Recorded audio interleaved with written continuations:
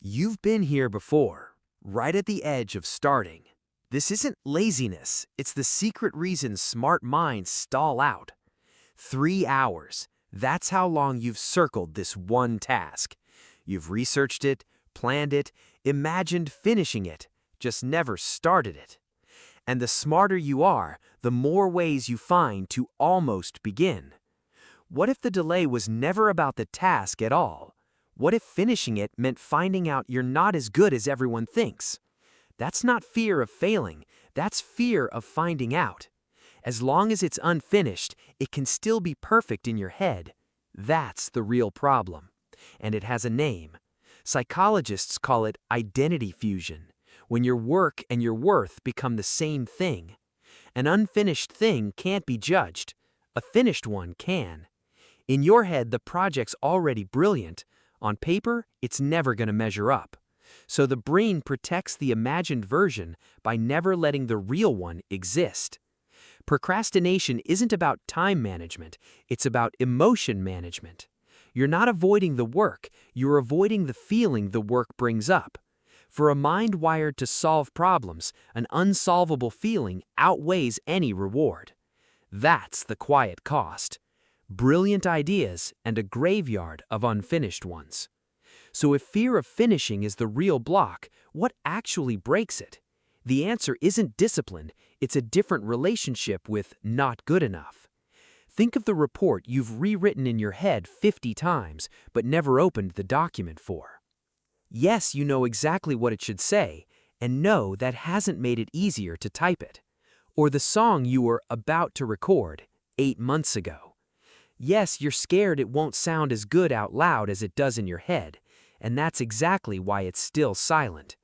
Or the conversation you've rehearsed so many times you could recite it, but never actually had. Different rooms of your life, same exact freeze. Yes, every one of those feels risky, and also, none of them require you to be ready first. Readiness was never the requirement, it was the excuse. So what actually happens the moment you stop waiting to feel ready? Here's exactly what happens, and it's not dramatic, it's just done. The dread you built up, it doesn't match the 10 seconds it actually took. Turns out the finished version didn't need to be perfect, it just needed to exist. Something shifts. The frozen feeling? Gone. The guitar finally gets picked up, badly at first, loudly on purpose. The call finally gets made, and the world doesn't end. Turns out, starting was never the mountain, it just looked like one from the bottom. The blank pages didn't need more thought, they needed a first word. This is what the other side of stalling actually looks like. Not louder, not braver, just unstuck. Here's the new mindset. Unfinished doesn't mean unsafe, it means unstarted. The switch was never the hard part, the story you told about it was. You don't need proof you're capable before you begin. Beginning is the proof. Imperfect and finished will always beat perfect and imaginary. So here's what to actually do next time you feel the stall coming. Set 2 minutes, not to finish, just to touch the thing. Let the first attempt be bad. Bad is a draft, nothing is a wall. And notice, the fear didn't disappear before you started, it just stopped being in charge. Smart minds don't stall because they're weak, they stall because they think too far ahead.